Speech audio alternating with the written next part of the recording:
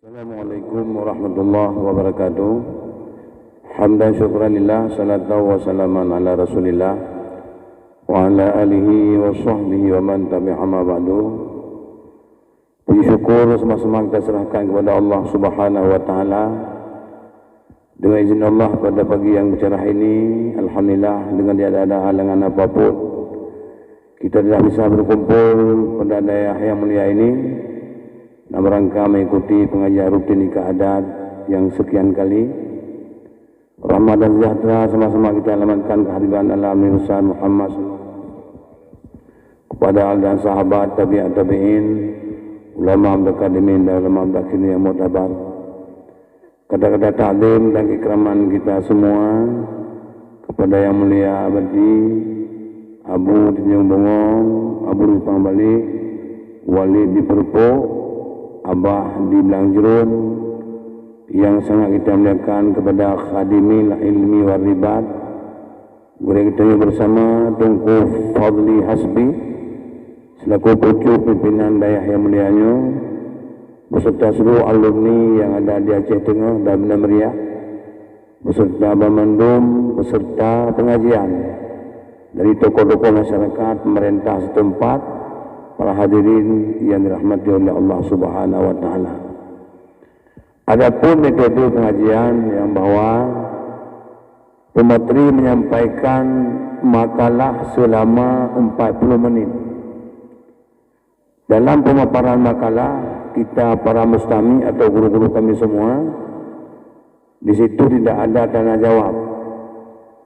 Setelah para pemateri istirahat, diberi kesempatan kepada kita selama 25 menit untuk mengambil kesempatan diskusi dan tanya jawab, di mana yang merasa perlu ataupun ada pertanyaan walaupun di luar daripada topik ini, insya-Allah semua akan ditampung. Demikian selaku metode pengajian kita pada hari ini. Maka untuk menghalalkan waktu, sekarang mari sama-sama kita persilakan yang mulia kepada abadi dengan hormat kami persilakan. Assalamualaikum warahmatullahi wabarakatuh.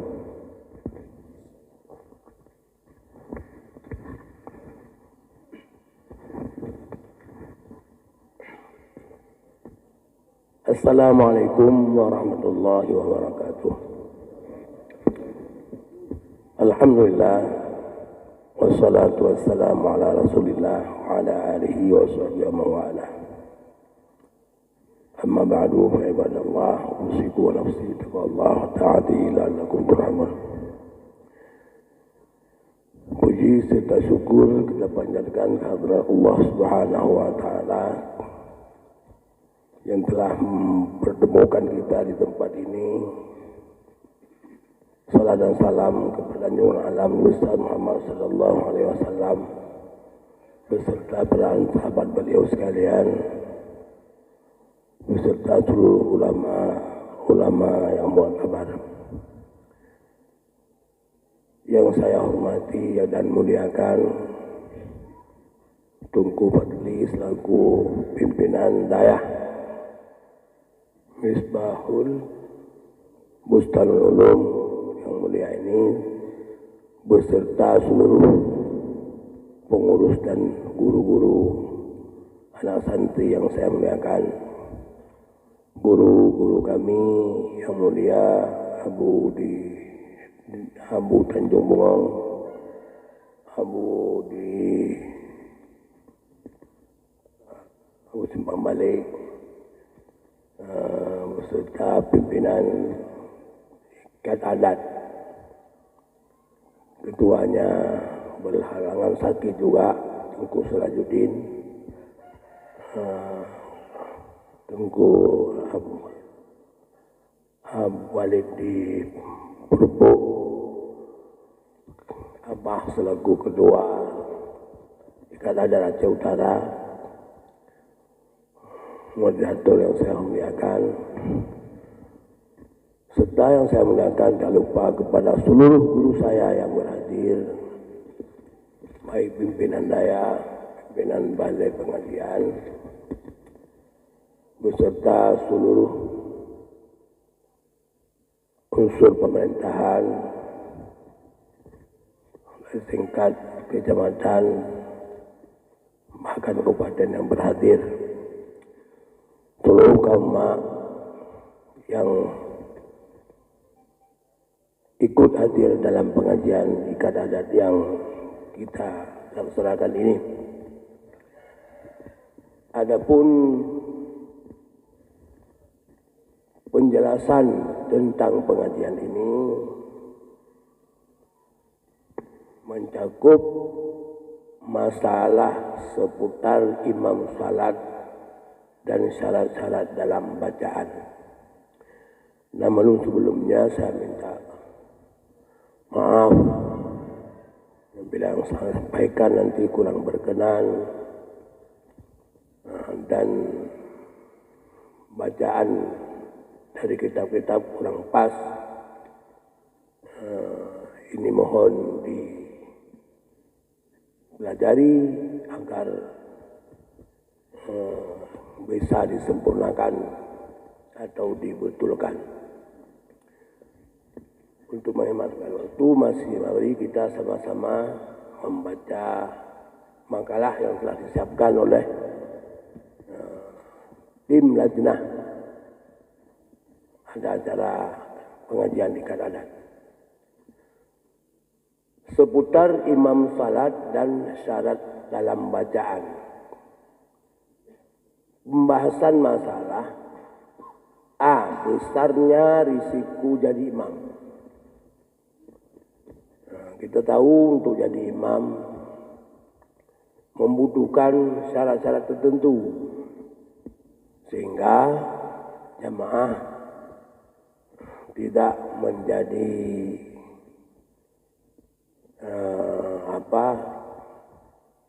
tidak buyar, bersama yakin dalam melaksanakan ibadah. B. Imam yang tidak memenuhi syarat bacaan. Banyak kadang-kadang imam kita sekarang bacaannya tidak benar. Mungkin di tempat ini tidak demikian, tapi di tempat lain ada yang tidak benar. Kemudian imam ahli fikih dan fasih lebih diprioritaskan dari yang bagus suara dan tidak fakih. Ini sering terjadi di tempat, mungkin bukan di sini, di tempat lain. Kadang-kadang fikahnya nggak ada, suaranya bagus,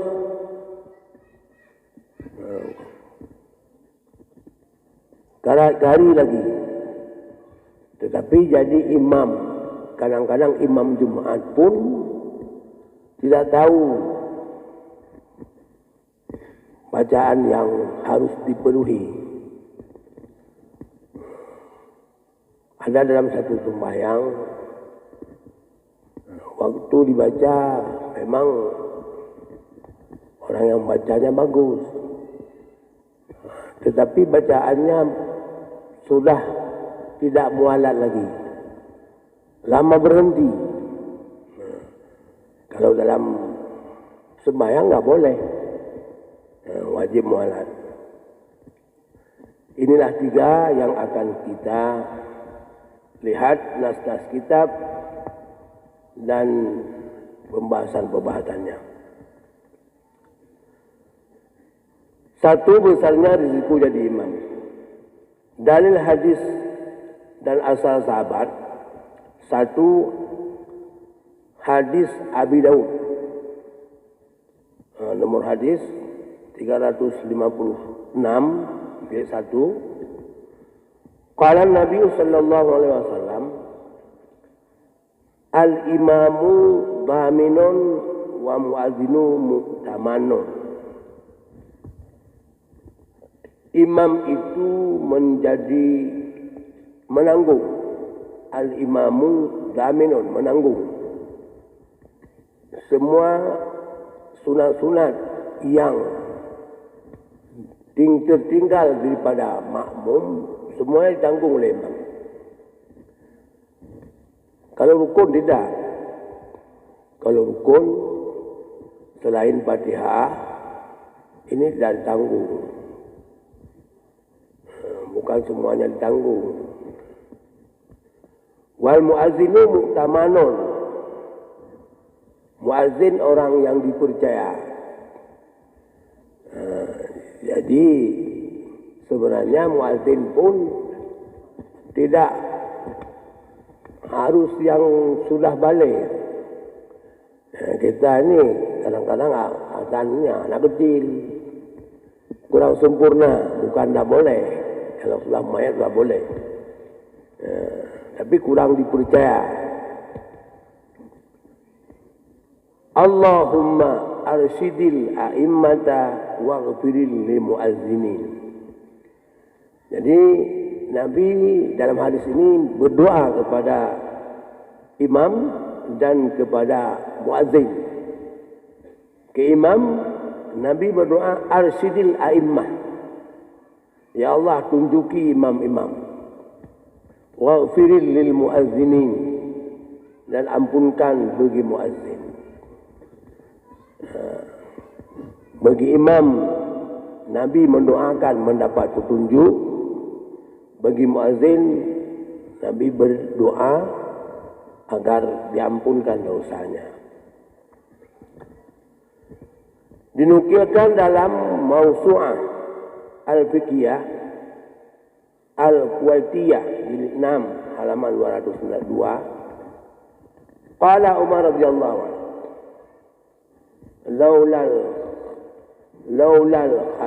laulal khilafah la azantu. Jadi Sayyidina Umar ingin mengazan, karena kalau dia tidak jadi khalifah, dia akan azan. Tapi karena sibuk dengan kekhalifahan, maka dia tidak melakukan azan. B. Penjelasan hadis di atas, Mughni Al-Khatib jilid 1 halaman 325. Wa qala Al-Mawardi, da'alil imami birrusdi khawfa zayghihi. Imam Mawardi tentang hadis Nabi berdoa kepada imam menjelaskan, berdoa ianya Nabi bagi imam dengan petunjuk. Kenapa? Khaufa zayghihi, karena takut tergelincirnya, takut salahnya. Berdoa bagi muazzin dengan maghfirah, ampunan, li'ilmihi bisalamati hali, karena mengetahuinya Nabi dengan selamat keadaannya. Lain Nabi berdoa kepada imam, lain yang Nabi berdoa kepada muazzin. Kalau berdoa kepada imam, petunjuk, ditakut salah, ditakut tergelincir. Bahkan Ibnu Mas'ud waktu jadi imam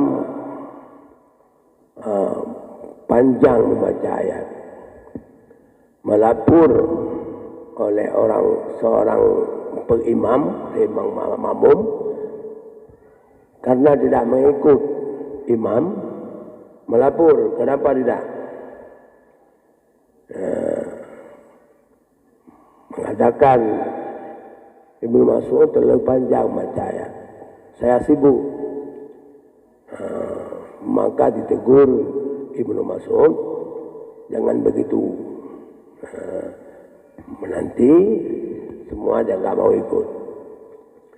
Sedangkan muazzin doa maghfirah, karena dia lafaznya itu saja, lafaz yang sudah tercantum.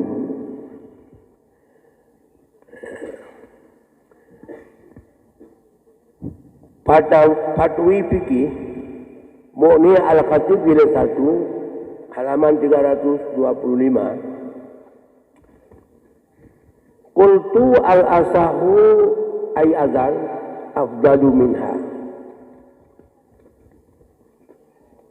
Aku kata Imam Nawawi, aku kata bermula pendapat asah bahawa sungguhnya azan itu lebih baik daripadanya imam. Wallahu a'lam.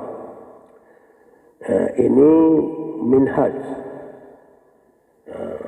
Minhaj mentarjihkan sebalik daripada tarjih Imam Rafi'i. Imam Rafi'i mengatakan lebih baik imam jadi imam daripada azan. Imam Nawawi mengistidrakkan tarjih Imam Nawawi, Imam Rafi'i. Kalau pada saya pendapat azan lebih baik daripada jadi imam. Kenapa demikian? Liqaulihi ta'ala wa man ahsanu min qawlan mimman da'a ila Allah. Surat Fussilat ayat 33. Wa man ahsanu qawlan mimman da'a ila Allah wa amila salihah. Siapakah yang lebih baik nisbah kata daripada orang yang menyeru kepada Allah? Orang yang menyeru kepada Allah di sini ditafsirkan dengan imam, dengan muazzin. Orang yang menyeru kepada Allah, menyeru kepada melaksanakan ibadah kepada Allah.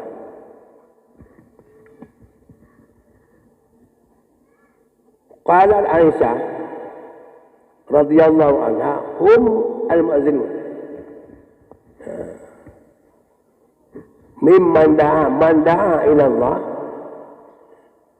Menurut Aisyah, siapa itu? Al-mu'azzinun. Muazzin.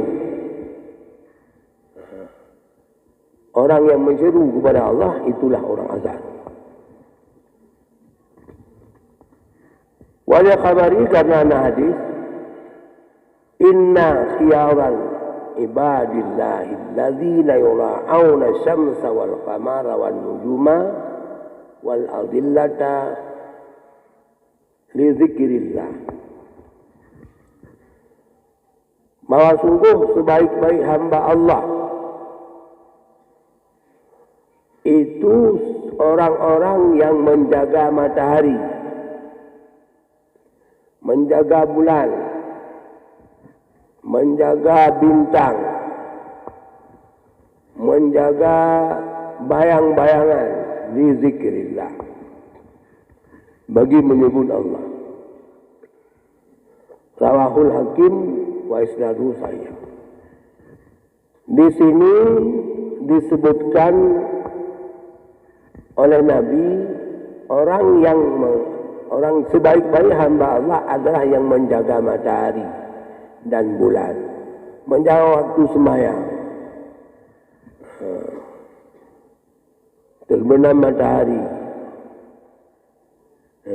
dan juga waktu maksudnya, wan nujuma, bintang, adillah, bayangan, tentunya siang hari. Jadi ini sebaik-baik hamba Allah orang yang menjaga kepada mengingat Allah, iblis zikrillah. Dan ini mengazan 5 waktu untuk mengingat Allah.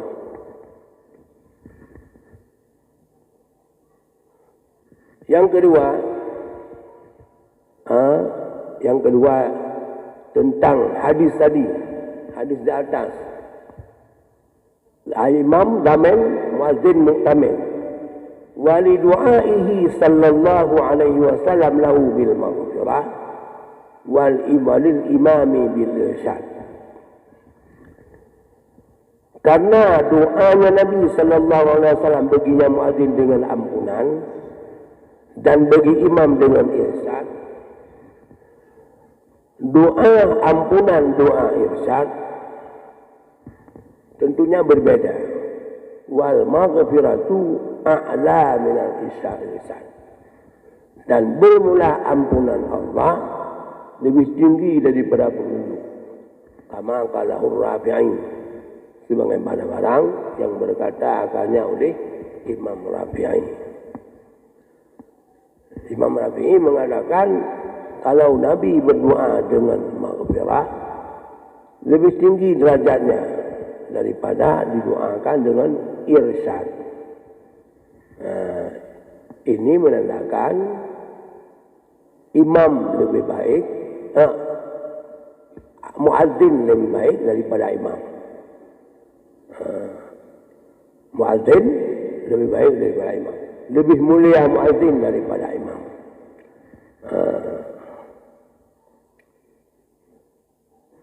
Ini disebutkan di dalam Mughni. Dan dalam Mughni disebutkan lebih baik azan daripada menjadi imam. Saya rasa ini sudah masalah. Walaupun waktu belum habis, mudah-mudahan kita berdakan di sini dulu. Kita koreksi sama-sama mana yang kurang tegas dan perlu kita analisa. Demikian.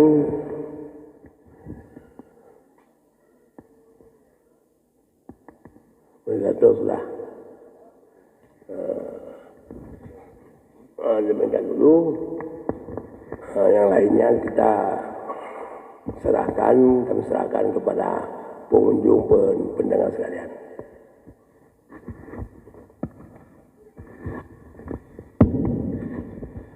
Assalamualaikum warahmatullahi wabarakatuh. Guru-guru kamu, guru-guru kami yang kami muliakan semua, abadi bulu dan semuanya, dan juga kepada seluruh para hadirin, hadirat yang kami muliakan juga, bahwa barusan guru kita abadi memaparkan masalah yang menyangkut seputar antara imam dengan muazzin. Untuk sementara season yang pertama tentang perkara muazzin dan tentang perkara imam sudah selesai, maka sekarang giliran para abu, umi, saudara, para hadirin, di mana barangkali yang masih terjanggal di dalam hati atau ingin bertanya, maka dipersilakan kepada abu, umi bertanya menyangkut dengan seputar masalah azan dan seputar masalah imam. Sekian, demikian kepada hadirin kami persilakan. Boleh kamu bantu. Lun yang agak mengganjal abadi, ba'wal maghfiratu a'la minal irsyad. Di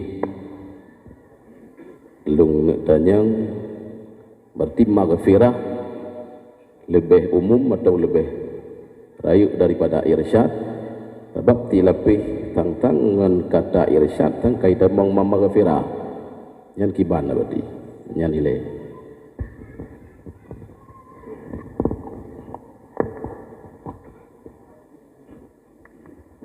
Maghfirah di sini maghfirah lebih tinggi daripada irsyad, seperti barang yang berkata akannya oleh Imam Rafi'i. Jadi menurut Imam Rafi'i, maghfirah lebih umum daripada irsyad, lebih luas. irsyad bukan maghfirah. Irsyad tentunya didoakan agar terpetunjuk kepada kebenaran. Sedangkan maghfirah lebih dari itu.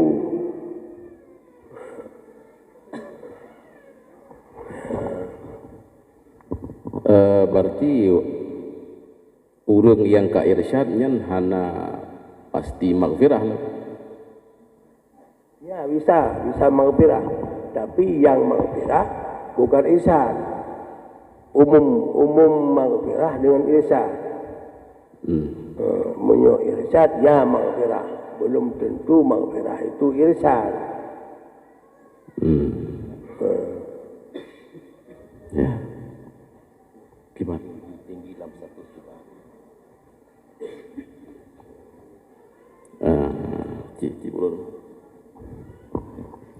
Bismillahirrahmanirrahim. Yang Tuhan hormati seluruh para guru-guru kami yang jadi beliau dalam pikiran kami, ya berarti di saat kita analogi irsyad tentu adalah selalu kaki si imam tidak pernah tergelincir, artinya real saat menjadi imam. Jadi otomatis irsyad selalu bimbingan Tuhan dalam ampunan dosa. Lebih kurang kan demikian. Sedangkan maghfirah kadang-kadang ada umat manusia yang tidak pernah melakukan, yang tidak saat melakukan amal ibadah tidak terjadi maghfirah. Tapi kalau bahasa irsyad otomatis pasti ada maghfirah. Dari itu hingga kenapa Tuan Imam Rafi'i melabelkan maghfirah lebih tinggi posisi daripada irsyad. Ini kami belum memahami ya berarti. Mohon penjelasan berarti yang lebih jelas lagi. Itulah kalau irsyad sudah maghfirah. Maghfirah tentu irsyad lebih luas. Lebih luas pada maghfirah. Kalau lebih luas, kenapa memang maghfirah dilabel dengan a'la? Sebab di saat dilabel dengan a'la seolah-olah maghfirah memang posisi lebih mulia daripada kemuliaan irsyad. Ya, memang demikian. Bukan irsyad lebih tinggi statusnya daripada maghfirah. Bukan. Wal maghfirah. Dengan orangnya benar saja. Wal maghfirah tu a'la. Ini pendapat Imam Rafi'i. Wal maghfirah tu a'la minal irsyad. Pendapat pribadi koknya. A'la minal irsyad. Di saat mafhum a'lanya yang lebih tinggi, artinya lebih mulia status dia. Oh, tak lebih tingginya makna di status lebih mulia. Katanya atau menau berarti maghfirahnya mungkin dengan irsyad kena pegah ke sifat punau muadzin berarti lebih mulia daripada imam. Ya, kan dari segi orang yang akan merempuh pengampunan lebih good daripada orang yang irsyad. Kan menang tahu dia. Maghfirah, orang mendapat maghfirah lebih tinggi daripada irsyad. Orang mendapat maghfirah lebih tinggi daripada orang yang merempuh irsyad. Berarti setiap orang irsyad golong tentu nama maghfirah. Gimana? Setiap orang yang irsyad nyen golong tentu merempuh maghfirah. Umum khusus. Amin. Kalau irsyad sudah pasti maghfirah. Yang maghfirah belum tentu irsyad. Berarti ada orang awam pih nyen nama maghfirah menyebut Allah. Oh. Anda mecih ke orang malim. Ya, ya. Kibah.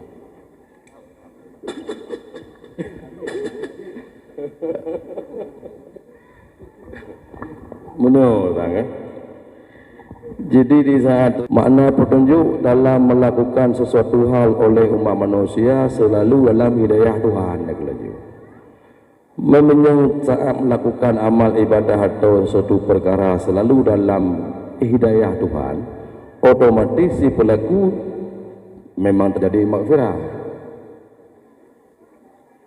Hai selalu kita melakukan segala amal ibadah sesuai dengan irsyad Tuhan. Bila memang selalu dalam irsyad Tuhan, otomatis kan maghfirah kan sudah masuk dalam irsyad. Sedangkan maghfirah satu keampunan daripada Tuhan. Tentu manusia yang melakukan amal ibadah kadang-kadang dihukum jadi sebagai ibadah, kadang-kadang tidak. Kan maghfirah kita mong dalam irsyad. Kon Irsyad dalam maghfirah. irsyad Dalam maghfirah. Karena lebih luas maghfirah. lebih luas.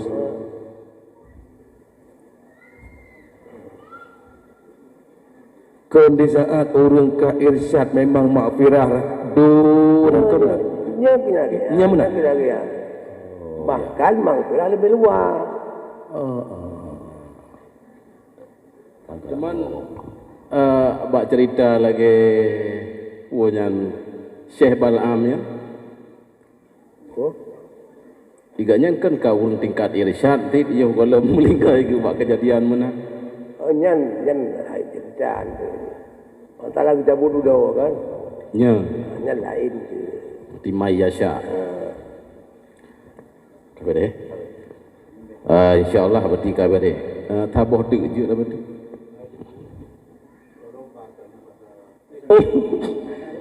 Yang pah kan benar pemandu tidak untuk terjemah bahasa. Okay. Kita sediakan pemandu untuk mengalihkan bahasa.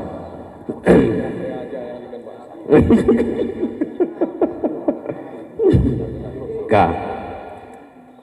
Taboh tu berarti mencegat ke muadzin lebih mulia daripada imam. Bukan hanya bertumpu kepada muadzin salah menteng atau itamong kepada muadzin yang bawa teh tutung rumah.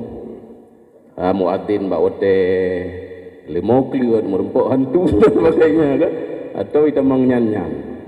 Kemudian saboh tu dalam riwayat lagi saatnya Umar tersebut hantam pernah keadaan karena beliau sibuk dengan khalifah. Kemudian Rasulullah hana pernah gadan metiga pi hana alatan karena tibu ini itu memang hana gadan. Pakon Rasulullah hana gadan sedangkan nyangka pukeh bahawa tersebut Muhammadur Rasulullah hantu ipluang pikiran ke Muhammad lain nyo yang pertanyaan dua buah tiga berarti.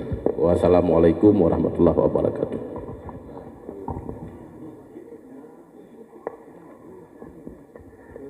God azan dengan imam. Ya tentunya semayang 5 waktu. Sebab na imam. Mani azan ba empung jin. Man pandai imam mana. Jadi aku banding tempat yang na imam di sinan azan dan imam lebih azan. Menyebab tempat yang hanya imam nyan mana tak banding. Yang kedua, azan lun kemudian nama tamakan lun khalifah lun azan karena karibu dengan khalifah hana azan. Nyan isinan mengisyaratkan bahwa azan. Rasulullah hantam pernah azan. Dua hal. Yang pertama azannya kan untuk semayang. Menurut Rasulullah azan handija. Dia tapi maka Rasulullah azan. Termasuk juga Watagukan Muhammad Rasulullah diwaham tu nak lain maka han ada demikian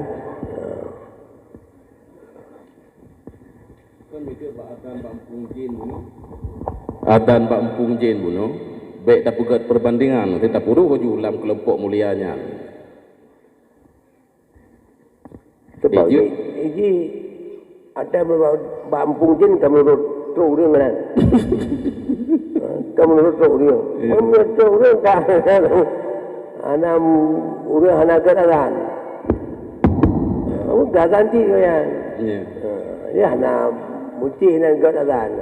Bajut, nyo na saran dari para pengunjung bahasa Indonesia tadi. Oh nyo kau mang nyo. Ini mohon maaf, Mas.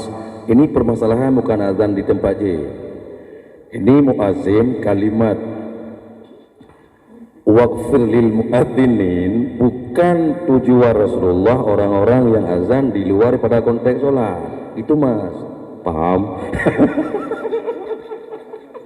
Karena kalimat daripada waqfir lil muadzin otomatis mesti terkait dengan Allahumma arsyidil a'immah. Tapi yang jadi masalah sekarang berarti jadi masalah berarti apakah Rasulullah lebih takut tergelincir para imam saat jadi imam, dan Rasulullah tidak takut kepada orang yang azan akan timbul riya, sehingga Rasul ya Allah berikan petunjuk atau hidayah kepada imam saat diberi ilat oleh Tuan Al-Mawaridi, takut tergelincir kakinya para imam-imam. Kenapa kepada muadzin tidak pernah ditakuti oleh Rasulullah tergelincir hati mereka kepada riya? Begitu abadi. Ya, seperti yang Tengku katakan tadi, lebih berat imam tergelincir daripada muadzin. Kalau muadzin ria kata ataupun yang lain, itu sekedar dia sendiri. Tapi kalau tergelincir dalam sembahyang ini ada terjerumus orang lain. Terima kasih kepada guru-guru kami yang telah menanggapi dan telah menanya di mana yang merasa perlu. Maka kami beri kesempatan satu orang lagi. Setelah itu kita stop dulu tanya jawab. Kembali kita lanjutkan kepada pembacaan materi. Pada guru kami dipersilakan. Tunggu Khalidin. Assalamualaikum warahmatullahi wabarakatuh. Abati beserta abu-abu sekalian dan guru-guru kami serta hadirin dan hadirat bapak-bapak, ibu-ibu yang dirahmati Allah. Izinkan kami ingin menanyakan ada beberapa hal yang berkaitan tentang masalah materi.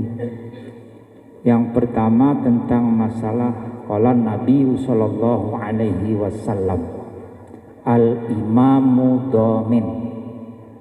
Imam itu yang menanggung atau bahasa lain yang dapat menjamin si makmum. Kami berkeinginan abati dan abu-abu sekalian ingin menjelaskan tentang kedudukan hadis ini, di mana penempatannya bahwa imam itu dapat menjamin Fatihahnya makmum. Karena di sini mayoritas kebanyakan pengunjung yang belum tahu sama sekali kedudukan tentang peletakan hadis. Yang kedua, di mana kedudukan hadis yang diriwayatkan oleh Imam Syekhaini, Imam Bukhari dan Muslim. La sholata liman lam yaqra bi Fatihatil Kitab. Tidak sembahyang seseorang kamu apabila kamu belum membaca Ummul Quran, yaitu Al-Fatihah. Maka yang ditanyakan di sini, kedudukan Al-Imamu Dhamin di mana, dan kemudian kedudukan tidak sembahyang seorang kamu itu apabila dia belum membaca surat Al-Fatihah. Maka banyak beranggapan makmum yang awam di masyarakat dia mengira bahwa Fatihah itu sudah ditanggung oleh imam, untuk apa lagi baca Fatihah?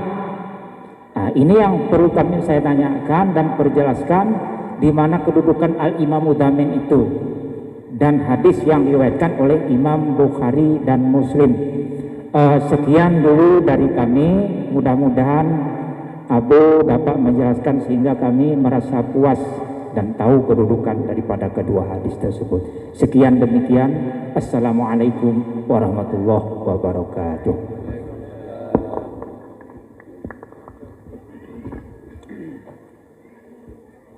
Ini hadis ini dan hadis dua syekh itu kita pertempatkan atas mazhab Syafi'i,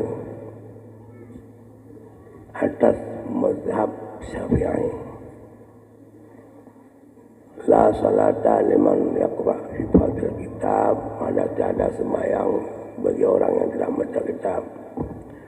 Semua orang wajib membaca Fatihah. Lalu damen di mana? Damen bagi orang yang tidak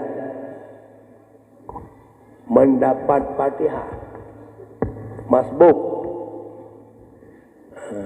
itu yang Fatihahnya ditanggung oleh imam.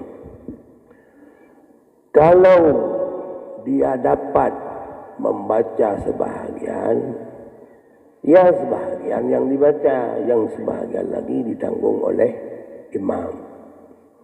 Satu. Yang kedua, ditanggung oleh imam surah kalau pada sembahyang jihad, terkecuali sembahyang sir yang tidak ditanggung oleh imam. Artinya kalau sembahyang sir sudah habis Fatihah, kita makmum membaca juga surat. Kalau sembahyang jihar, mendengar saja sudah ditanggung. Juga kalau si makmum terjadi lupa atau ragu-ragu, kalau pada bukan rukun, bukan Fatihah, ragu-ragunya itu ditanggung oleh imam. Yang Fatihah tidak. Itulah la salata liman lam yaqra fadil hadil kitab. Demikian. Jadi kalau kita makmum, kita ruku, teringat kita, aduh, saya tinggal Fatihah. Ini wajib kita ulang Fatihah. Tidak ditanggung oleh imam. Wajib kita baca Fatihah. Dengan kita jaga agar kita tidak tertinggal 3 rukun yang panjang. Kita dapat ruku, dapat sujud kedua, kita sudah ketemu imam. Kalau itu tidak kita dapat, imam sudah bangun, kita mesti sujud, maka kita tidak memperoleh rakaat itu. Wajib kita gabung ke imam, hilang 1 rakaat. Jadi sebaiknya kalau kita ikut imam,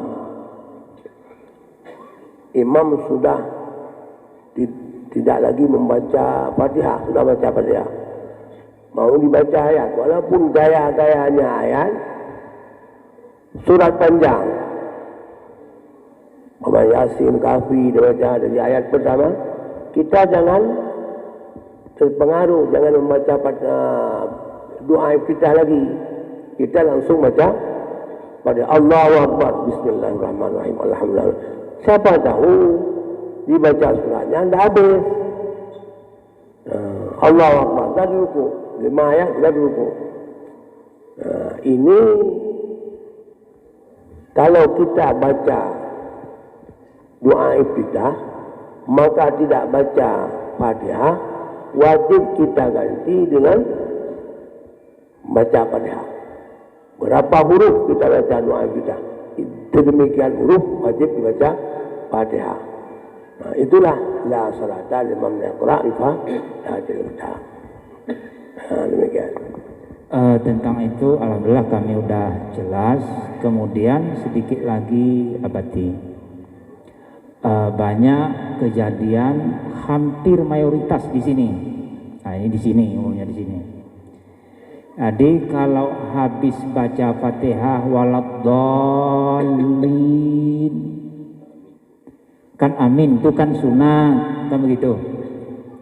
Nah, yang perlu ditanyakan di situ, imam itu langsung membaca surah, tidak memberikan kesempatan membaca Fatihah kepada si makmum.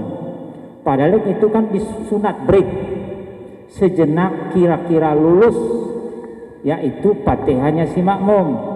Ini bagaimana hukumnya? Kan berpapasan dia dengan mendengar bacaan surah si imam, sedangkan si makmum asik juga membaca Fatihahnya sendiri. Bukankah tidak merusakkan kehusyuan atau pendengaran atau yang lain-lain? Ini bagaimana menurut Abati? Kalau imam sudah membaca Fatihah, makmum juga tadi mendengar lalu baca amin, sebenarnya imam itu memberi kesempatan kepada makmum dengan cara imam itu membaca surat sir. Diamnya imam bukan diam, membaca secara sir.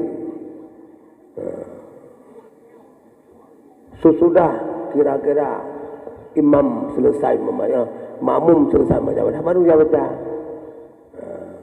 Ini yang biasa. Sebenarnya sudah ada. Disunatkan bagi imam diam dikala makmum baca Fatihah.